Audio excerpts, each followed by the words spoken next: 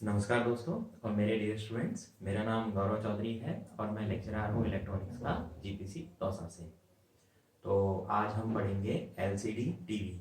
इससे पहले मैंने मोनोक्रोम टीवी यानी ब्लैक एंड वाइट टीवी, जो कि बहुत ही पुराना हो गया है, यानी अब तो आउटडेटेड हो गया, मिलेगा भी नहीं, उसके बारे में पढ़ा था। उसकी सर्किटरी, उसके receiver block diagram, transmitting block diagram के बारे में पढ़ा था। फिर हम कलर टीवी पे आए थे। कलर टीवी के मतलब हमने थ्री कलर थ्योरी और कलर पिक्चर ट्यूब, जो कि जस्ट सिमिलर था मोनोक्रोम टीवी से, क्योंकि उस टाइम बहुत बड़ा एक चैलेंज था कि कलर टीवी दरअसल मोनोक्रोम टीवी से कंपैटिबल होना चाहिए, क्योंकि कलर टीवी काफ़ी महंगे थे उस टाइम और एक हर एक पर्सन के लिए वो अफोर्डेबल नहीं था, मतलब हर कोई उसको अफोर्ड नहीं कर सकता था। अब क्योंकि जैसे जैसे टेक्नोलॉजी का मतलब डेवलपमेंट होता गया है, तो नए नए टीवी आ गए हैं आज की तारीख में। वैसे तो देखा जाए तो एलईडी टीवी है, मतलब एलईडी में अब क्यू एलईडी, फिर 4K TV, even 8K TV तक आ रहे हैं। तो उसको वहाँ तक जाने से पहले हमें समझना होगा एलसीडी टीवी के बारे में, क्योंकि इस एलसीडी टीवी के कॉन्सेप्ट पे ही एलईडी और उससे बीच में प्लाज्मा ये टीवी आए थे। तो दरअसल एलसीडी टीवी का जो फ़ायदा है, पहला फ़ायदा तो ये है कि ये एक तो बहुत ही कॉम्पैक्ट होता है। कॉम्पैक्ट मीन्स आपने देखा होगा कि ज़्यादा से ज़्यादा एक बुक की इतनी बड़ी थिन लेयर होगी, इतनी बड़ी। और जो हमारा पुराना जो कन्वेंशन टीवी था वो इतना बड़ा होता था, क्योंकि उसमें पिक्चर ट्यूब सबसे मेन एलिमेंट होता था, और उस पिक्चर ट्यूब के कारण वो बहुत ज़्यादा बल्कि, बहुत ज़्यादा हावी यानी हैवी होता था। तो ये तो एक सबसे बड़ा आया कि उसने मतलब एलसीडी टीवी की टेक्नोलॉजी ने सीधा सीधा हमारे क्या कहते हैं साइज और शेप को बदला। सबसे बड़ा एडवांटेज। दूसरा, पतला था, दीवार में लगता था, दीवार में जो विजिबिलिटी होती थी, विजिबिलिटी को यानी एंटरटेनमेंट को एनहांस किया। तो चलिए अब हम एलसीडी टीवी का कंस्ट्रक्शन देख लेते हैं। दरअसल वो जो इतनी बड़ी जो मैं इसकी थिकनेस बता रहा था, उस थिकनेस में दरअसल ये 8 लेयर्स होती हैं, यानी 8 तरीके की लेयर होती हैं। पहली लेयर में तो फ्रंट पोलराइजिंग फिल्टर मैं दिख चुका हूँ, दूसरी लेयर में कलर फिल्टर, तीसरी में glass subtract with common electrode film bye ITO, ITO यानी इंडियम टिन ऑक्साइड। फिर चौथी लेयर में डायरेक्टर लेयर फ्रंट, पांचवी लेयर में हमारा न्यूमेटिक लिक्विड क्रिस्टल, जो कि एक इंपॉर्टेंट पार्ट है, हालांकि आठवीं लेयर इंपॉर्टेंट है। फिर छठी लेयर में डायरेक्टर लेयर रियर, यानी डायरेक्टर लेयर फ्रंट और डायरेक्टर लेयर रियर के बीच में होता है हमारा न्यूमेटिक लिक्विड क्रिस्टल। फिर जो सातवीं लेयर है active matrix component. Active matrix component means यहाँ पर थिन फिल्म ट्रांजिस्टर लगे हुए होते हैं, और उसके अलावा एड्रेसिंग इलेक्ट्रोड, जिसका एक्सप्लेनेशन इसी के बेसिस पे ही हमारा कलर प्रोड्यूस होता है। और आठवां होता है हमारा rare polarising filter, rare polarising filter. और ये जो ऊपर ये ब्लॉक से बने हुए हैं, ये होते हैं हमारे व्हाइट लाइट प्रोड्यूस करने के सोर्स, जिसको हम बोलते हैं CCFL। आपने दरअसल हो सकता है अपनी डेली लाइफ में अगर किसी इलेक्ट्रॉनिक्स की रिपेयरिंग शॉप पर गए हो, तो वहाँ एलसीडी का पीछे का पैनल देखा हो, तो उसमें से एक व्हाइट लाइट प्रोड्यूस होती है, वो दरअसल CCFL होता है, यानी कोल्ड कैथोड फ्लोरेसेंट लाइट। तो ये दरअसल लेयर्स होती हैं एक एलसीडी टीवी के अंदर। अब हम इसमें बात करें तो दरअसल इसका जो कॉन्सेप्ट है वो ही थ्री कलर थ्योरी है, यानी इसमें वही तीन प्राइमरी कलर होते हैं, रेड, ग्रीन और ब्लू, वही फिल्टर होते हैं।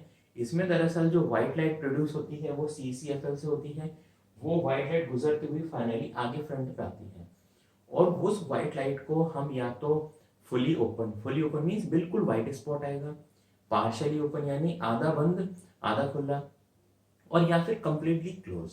वो डिपेंड करता है हमारा जिस तरीके का सिग्नल आ रहा है, यानी जो व्हाइट लाइट का जो सिग्नल आ रहा है उसमें कौन सा कलर है, मीन्स रेड कलर का है, ग्रीन कलर का है, ब्लू कलर का है, उस हिसाब से ये फाइनली मतलब इसकी वर्किंग होगी। तो हम सबसे पहले अगर बात करें तो दरअसल ये जो रेयर पोलराइजिंग फिल्टर है, पोलराइजिंग मीन्स होता है ध्रुवीकरण, मीन्स हमारी जो बेसिकली लाइट होती है यानी इलेक्ट्रोमैग्नेटिक वेव होती है। अब उसमें वो क्या करेगा, इलेक्ट्रिक और मैग्नेटिक फील्ड है, उसमें वो जिस तरीके से इलेक्ट्रिक फील्ड और मैग्नेटिक फील्ड है उसका ओरिएंटेशन चेंज करेगा, मीन्स एक साइड की लाइट को वो हटा देगा, यानी एक साइड का जो ओरिएंटेशन है उसको ब्लॉक कर देगा। अब अगर मान के चले कोई भी सिग्नल आ रहा है, तो वो सिग्नल क्या होगा, यानी हमारे हॉरिजॉन्टल और वर्टिकल, मतलब मैं मोनोक्रोम और कलर टीवी रिसीवर से फिर से कॉन्सेप्ट उठा रहा हूँ, मतलब हमारा जो हॉरिजॉन्टल और जो वर्टिकल सिग्नल है उस सिंक पल्स की सहायता से हम सेपरेट करके finally in active matrix component पे हम उनको इम्पोज कर देंगे। अब इन एक्टिव मैट्रिक्स कंपोनेंट पे इम्पोज होने के बाद में ये जो हमारे एड्रेसिंग इलेक्ट्रोड है उस पे ये चले जाएंगे और मीन्स होगा क्या, फाइनली जो हमारा जो पोलराइज्ड लाइट आ रही है ये दोनों सिग्नल सॉरी डायरेक्टली रेयर और डायरेक्टली लेयर फ्रंट, ये इस लिक्विड क्रिस्टल जो बीच में है ये इसको अलाइन कर देंगे। अब हम मान रहे हैं कि फुली लाइट आ रही है तो इसको अलाइन कर देंगे तो सीधा आकर के मतलब 90 डिग्री का अलाइन कर देंगे। मींस पहले ये इसका ओरिएंटेशन चेंज हुआ, फिर इसका ओरिएंटेशन चेंज हुआ, अब वो इसको एक्सेप्ट कर लेगा क्योंकि यहाँ पर फ्रंट पोलराइजिंग फिल्टर है जो कि हॉरिजॉन्टल है मान के चलिए, यानी और 90 डिग्री का चेंज आया तो वो उसको अलाउ कर देगा। अब इसको वो ब्लॉक करेगा या पार्शियली ब्लॉक करेगा वो डिपेंड करेगा हमारे इस सेवेंथ लेयर के ऊपर, एक्टिव मैट्रिक्स के ऊपर। एक चीज और मैं जोड़ना चाहूंगा, क्योंकि ये जो शटर होते हैं ये शटर उस पर्टिकुलरली रेड ग्रीन ब्लू से ये एक्टिवली कोटेड होते हैं और इसके ऊपर जब लाइट गिरती है पर्टिकुलरली लाइट, उसको हम कहते हैं सब पिक्सल। पिक्सल आपने बहुत सुना होगा, सब पिक्सल। अब सब पिक्सल के बाद में जब मान के चलिए एक रेड का सब पिक्सल हुआ, अब ये इतने आसपास होते हैं कि हमें एक स्पॉट की तरह नजर आते हैं और एक मान के चलिए एक रेड का है, एक ग्रीन का, एक ब्लू का है, थोड़ा सा ग्रीन का सिग्नल है, थोड़ा सा ब्लू का और रेड का उन दोनों से ज्यादा है। इन तीनों का थ्री कलर थ्योरी में फिर से रिपीट कर रहा हूँ ग्रासमैन की, इन तीनों का एल्जेब्रिक सम होने के बाद में जो हमारा आगे डिस्प्ले में आएगा ग्लास के ऊपर वो ही हमारा पर्टिकुलरली एक डॉट यानी वो स्पॉट है ना, ये हम उसमें डिफरेंशिएट नहीं कर सकते, उस डॉट को भी हम पिक्सल कहते हैं। यानी डिजिटल जो इमेज होती है उसकी जो बेसिक यूनिट होती है वो होती है हमारी पिक्सल। और हम बात करें डायरेक्टर लेयर की, डायरेक्टर लेयर दरअसल क्या करता है, ये रियर और ये फ्रंट, ये इसमें ग्रुप्स होते हैं जिसको हम माइक्रोस्कोपिक ग्रुप्स बोलते हैं। माइक्रोस्कोपिक ग्रुप्स के बीच में ये लिक्विड क्रिस्टल प्रॉपर तरीके से मतलब प्रेशराइज्ड होते हैं, मीन्स दरअसल ये एक दिशा देते हैं लाइट को जाने की। तो इस तरीके से हमारा होता है एलसीडी टीवी का वर्किंग।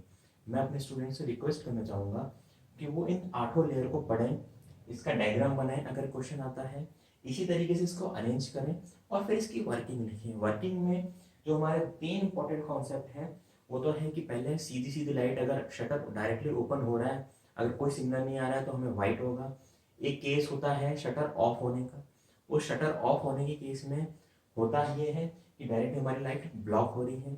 और एक होता है पार्शियल ओपन, यानी वो डिपेंड करता है सिग्नल के ऊपर कि कितना पार्शियल कलर फिल्टर की सहायता से, कि कितना पार्शियल मतलब रेड है, ग्रीन है या ब्लू है, इस तरीके से हमारे कलर के शेड प्रोड्यूस होते हैं।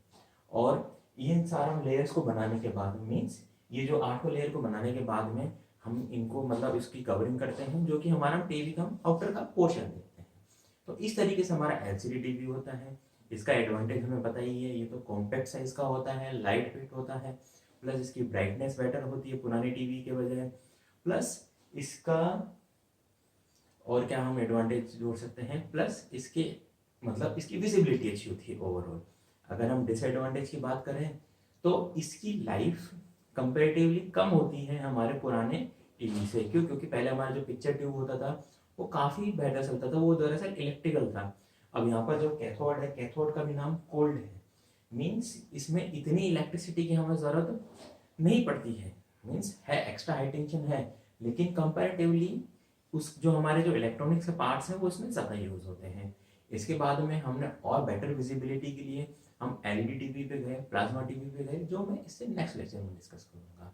Thank you.